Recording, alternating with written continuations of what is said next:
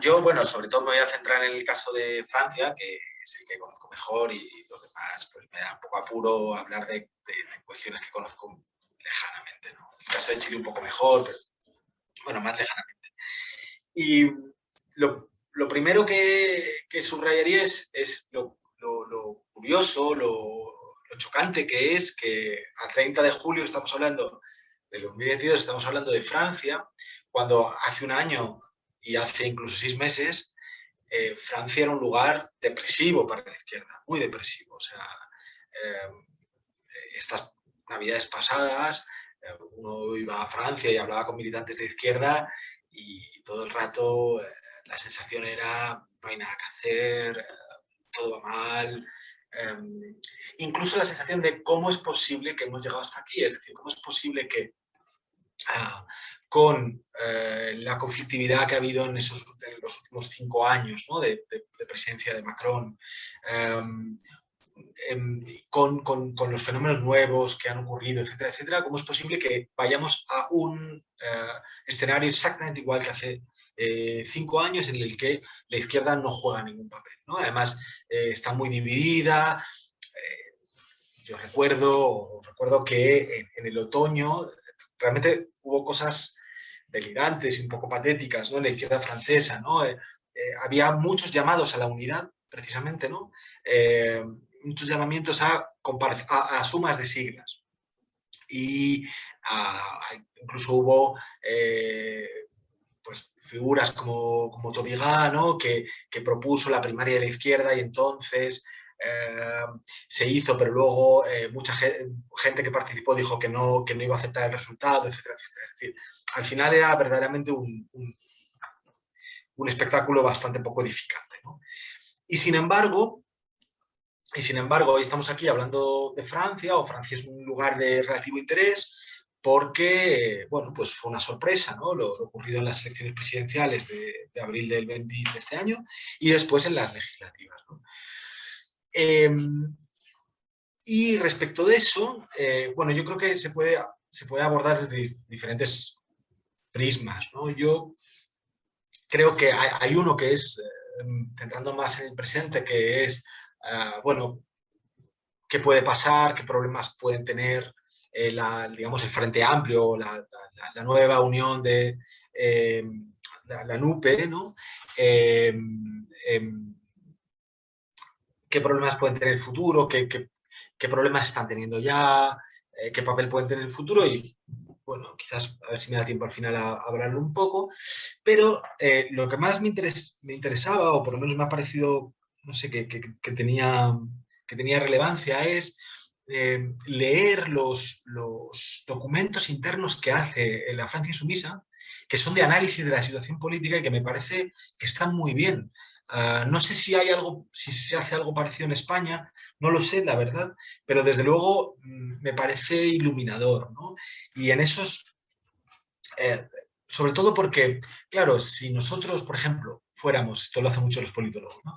A decir, bueno, vamos a ver qué propone el Frente Nacional, digo, perdón, la Francia Insumisa, y vamos a compararlo con lo que propone Podemos, ¿no? Y entonces hay herramientas, ¿no? Como hay un programa que se llama el Manifesto Project, ¿no? Que te hace comparar los programas y entonces dirías, bueno, pues si es que es muy parecido los programas, los dos hablan ¿no? de la necesidad o la conveniencia de reducir la jornada laboral, la crisis climática. Las medidas son muy, muy, muy parecidas.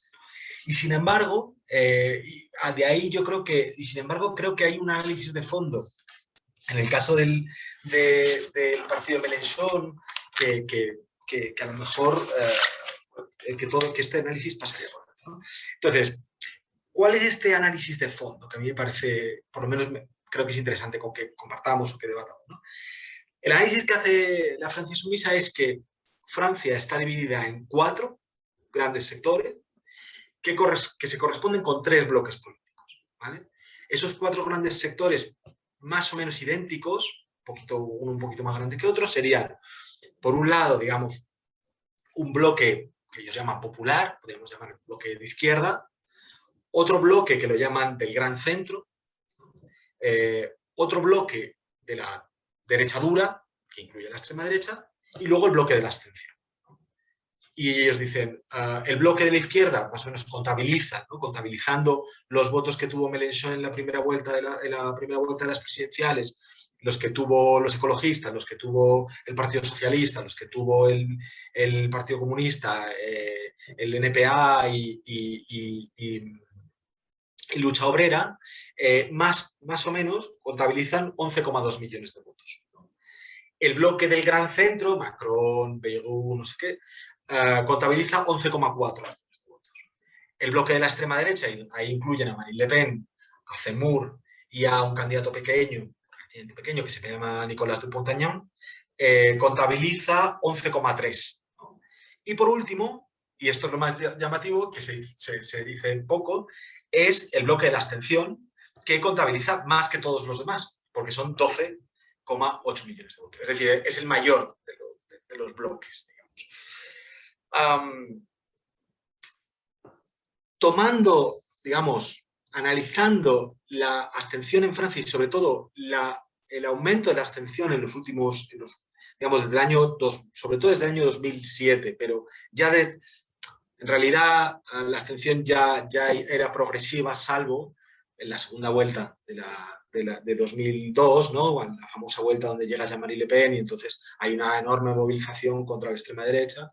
Pero bueno, digamos, de hecho, Jean-Marie Le Pen llega ahí un poco de casualidad, ¿no?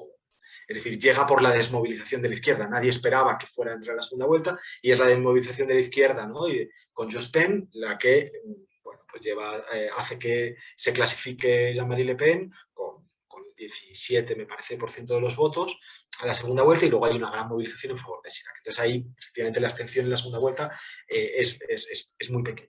Pero después, desde 2007 hasta ahora, es decir, 15 años después, ha ido progresando hasta ahora mismo es el 26% de la población que se abstiene, ¿no? En las elecciones presidenciales, que además en Francia siempre tienen un componente, o sea, siempre es el momento de mayor politización de la opinión pública.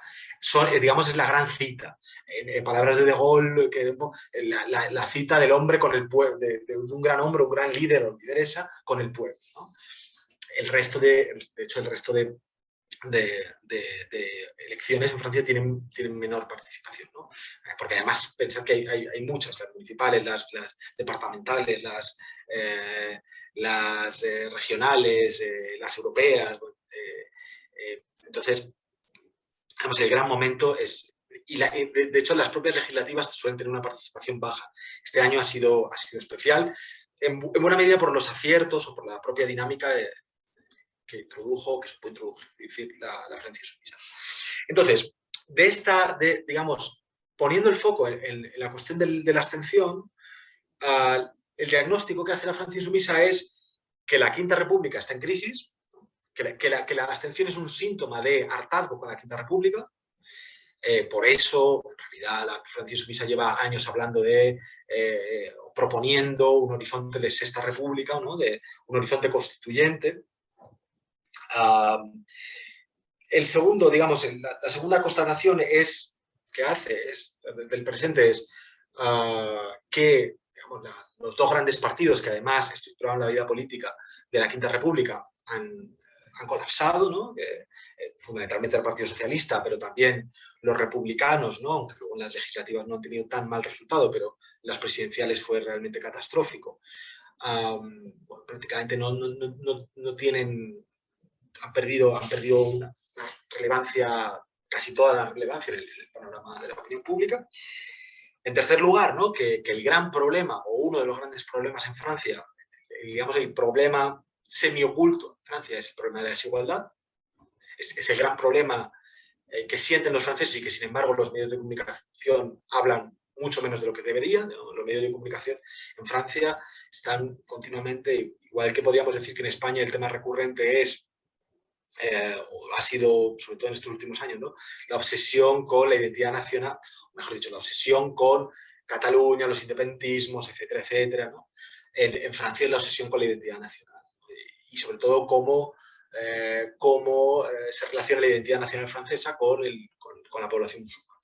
En el fondo, digamos, es el tema recurrente y todos los derivados, violencia policial, o mejor dicho, tal y como la izquierda dirá violencia policial, la derecha y el centro habla de agresiones a los policías, inseguridad, barrios donde no hay ley, barrios donde, digamos, donde la república no está presente, etcétera, etcétera, ¿no? De hecho, curiosamente se habla de secesionismo, ¿no? El secesionismo de los barrios que ya no, donde de facto la república no comparece, ¿no?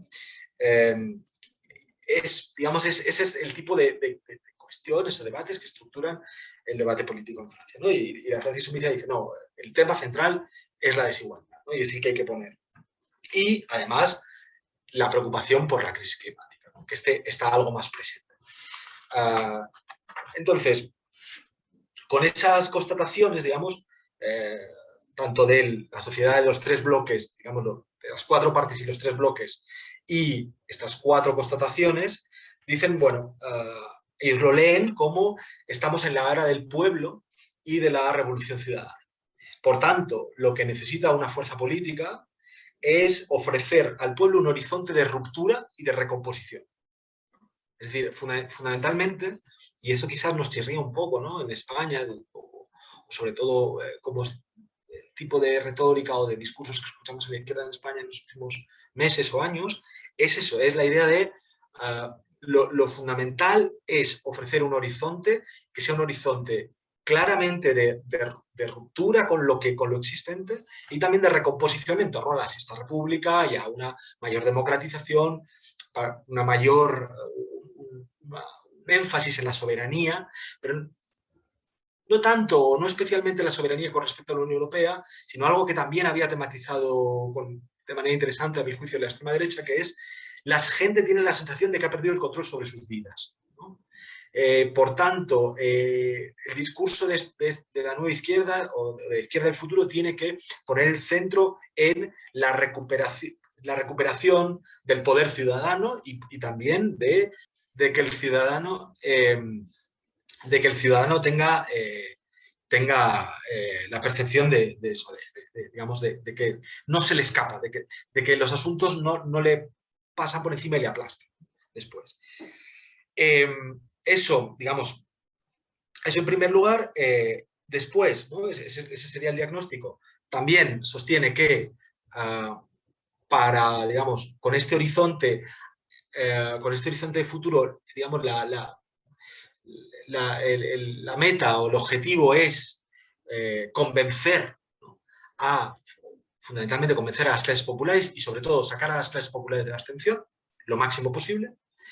Y en tercer lugar, el convencimiento de que, y esto yo creo, no sé qué os parece, es cuestionable, de que en esa situación de la política francesa, en esa sociedad dividida entre tres bloques políticos y un cuarto, digamos, espacio de la abstención, el más coherente gana. Ese digamos, es el leitmotiv. El más coherente, digamos, prevalecerá. Es decir, el que explica mejor, el que tiene un proyecto más sólido y lo explica mejor y no llega y no es visto como traidor o mejor dicho, como demasiado blando con los grandes poderes, etcétera, etcétera, gana, ¿no? Ese es un poco digamos, el diagnóstico. ¿Cuál es o a qué categorías sociales, ¿no? Se quiere dirigir, ¿no? Porque sobre todo de acuerdo con los análisis que han hecho, ¿no? Sobre todo de las elecciones presidenciales, el programa o el horizonte político de la Francia Insumisa y en general de la NUPES, ¿no? Es que digamos, los grandes pilares de votantes están, por un lado, en los territorios de ultramar, en esos territorios franceses, ¿no? Sus Melillas y Ceutas, ¿no? Por decirlo como, que son Francia, ¿no? Pero que están en otros continentes, por ejemplo, la Guadalupe, ¿no? La Guayana, la Martinica, ¿no? Donde Mélenchon fue el candidato más votado, además, de una manera aplastante. Por ejemplo, en la Guadalupe, en la primera vuelta tuvo el 56% de los votos, es decir, claramente superó ampliamente la mayoría absoluta. Pero también en la Martinica consiguió el 53% de los votos. En la Guayana, es verdad que son territorios donde hay poco voto general hay una abstención muy alta. Pero de entre los que votaron, claramente arrasó digamos, la Francia insumisa, ¿no? En este caso la Unión Popular. En la reunión también ganó, aunque es verdad solo con el 39% de los votos. La explicación que da la Francia insumisa a por qué ahora, en estos territorios donde no solía ganar, y donde en 2017, por ejemplo, no ganó la Francia insumisa, ¿por qué ahora sí? Es que son territorios donde la temática del abandono digamos, se percibe de manera mucho más clara, ¿no? Y además, y en esto ponen mucho énfasis, donde la cuestión de la crisis climática es mucho más perceptible, ¿no? Y hablan de, digamos, por ejemplo, digamos, donde se mezclan, ¿no? Es decir, poblaciones que tienen cortes de agua frecuentes por la contaminación de los ríos, poblaciones que, digamos, cuya agricultura está sufriendo más claramente los efectos del cambio climático, etcétera, etcétera, ¿no? Y entonces, de algún modo, y yo creo que esto es interesante, la lectura que hace la Francia insumisa es, ojo, desde la metrópolis es importante que veamos esto porque digamos, es un anticipo de lo que va a pasar en el hexágono, ¿no? Es una buena maqueta, es un buen, sí, es un buen indicador, ¿no? Otro de los grandes pilares electorales es lo que llaman el precariado, ¿no? O sea, los falsos autónomos, los parados, los trabajadores temporales, ¿no? Donde también, entre estas categorías sociales, tuvo un gran resultado electoral, ¿no? Por ejemplo, el 33% de los trabajadores con contratos temporales votó por Melechon, ¿no? O el 31% de la gente que tiene un salario menor de 900 euros al mes votó, claro, 900 euros al mes en Francia realmente es estar en el umbral de la pobreza. Votó por Mélenchon, ¿no? También el 30% de los parados, lo cual también es importante subrayarlo para que todas las explicaciones que vienen a decir que digamos, las clases populares votan a la extrema derecha, bueno, tiene que ser matizada. Es verdad que Marine Le Pen es la candidata más votada, digamos, por la categoría que en Francia se llama obreros, que es que después se establecen como, bueno, categorías un poco extrañas o bastante complejas, pero, digamos, Francia insumisa tiene un buen anclaje en las clases populares. Y el otro gran pilar son las clases medias urbanas, ¿no? Y ahí es también interesante el análisis que hace la Francia insumisa, porque dice, es importante que las clases medias urbanas se adhieran a nuestro proyecto y, digamos, se adhieran a un proyecto conjunto con las clases populares o, digamos, con las clases más desfavorecidas, porque si no pasan al otro lado, si no pasarán a defender, digamos, al gran centro o al bloque de la derecha, ¿no? Y de hecho, digamos, Mélenchon fue el candidato más votado en prácticamente todas las grandes ciudades de Francia, o sea, en París, en Lyon, en Toulouse, en Rennes, en Estrasburgo, o sea, en prácticamente todas, ¿no? Lo cual también es un indicador, o sea, no había ocurrido nunca, y en Marsella, y es bastante llamativo, ¿no? Y hay algo que también subrayaban digamos, los propios dirigentes de la Francia insumisa, que me parece interesante, y es que se ha tendido a explicar que Mélenchon crece, digamos, crece mucho en el mes de marzo-abril porque hay una llamada al voto útil y entonces la mayoría digamos, de las izquierdas le acaban votando a él. Pero digamos, la explicación que dan ellos es no es que, digamos, nosotros no crecemos fundamentalmente porque le robemos votos a las otras izquierdas, sino porque, digamos, nosotros subimos 11 puntos porque logramos, se está colando un sonido, subimos 11 puntos gracias, fundamentalmente porque sacamos a mucha gente de la abstención, es decir, y por eso ponen todo, subrayan tanto eso, ¿no? Es decir, la idea de hemos conseguido que mucha gente, y particularmente población urbana, particular y aún más particularmente población, digamos, la Francia musulmana, o los hijos de la Francia musulmana, o digamos, practicantes, no practicantes, digamos, esa Francia mestiza, que es la Francia que más se abstiene, hemos conseguido que empiece, hemos conseguido que se movilice más que nunca, en todo caso. El camino va por ahí. Porque claro, hay otra cuestión que ellos subrayan, es hay mucha parte de esa Francia que ni siquiera que no está censada o que ni siquiera puede votar, es decir, sacar del abandono político y sacar casi de la falta de ciudadanía a esa Francia. Y ya voy terminando. Bien es verdad que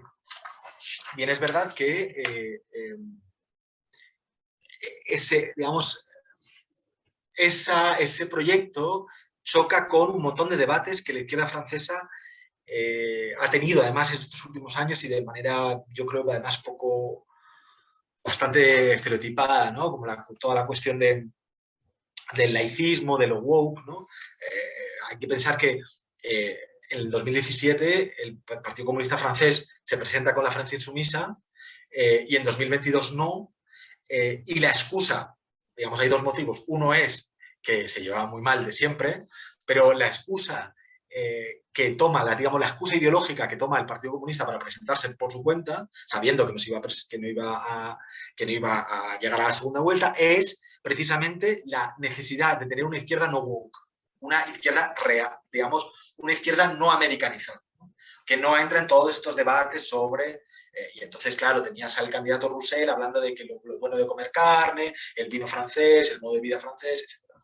Sin embargo, claro, es el propio sistema electoral francés el que favorece, digamos, el presidencial francés, el que favorece que haya digamos, que el voto finalmente se concentre sobre una opción, que es la que puede pasar a la segunda vuelta, que además en el caso de Francia, Mélenchon ya no solo era el candidato de la izquierda, que esto se parece a lo que comentaba Sergio, ¿no? Antes. Mélenchon, en cierto modo, era el candidato que podía cambiar una situación que parecía congelada desde hace 5 años. Es decir, cuando los franceses estaban hartos de que desde hace 5, no solo que hace 5 años fue el duelo Marine Le Pen Macron, sino que es que desde el minuto 1 después de esas elecciones se decía, y en 2022 volverá a ser Macron Le Pen, volverá a ser Macron Le Pen. Y todo el mundo estaba pensando, bueno, pasará algo, saldrá, me acuerdo que mucha gente dice, saldrá un Grillini, saldrá un outsider, ocurrirá algo, seguro, y nunca ocurría, y no ocurría. Y de pronto Mélenchon es visto como ese que puede hacer que las cosas cambien, o que por lo menos el duelo cambie. Y eso también, efectivamente, yo creo que le pudo favorecer. Entonces, eso por un lado, y luego por otro lado, él ha aprovechado la extrema debilidad, ¿no? Del Partido Socialista y de las otras fuerzas de izquierda, que una vez que se pegan el castañazo, por decirlo así, en las presidenciales francesas, aceptan unirse, ¿no? A ese frente amplio por buena medida por razones económicas, porque necesitan, como el comer, tener diputados en la Asamblea Nacional. Y por tanto acaban transando con Mélenchon y acaban logrando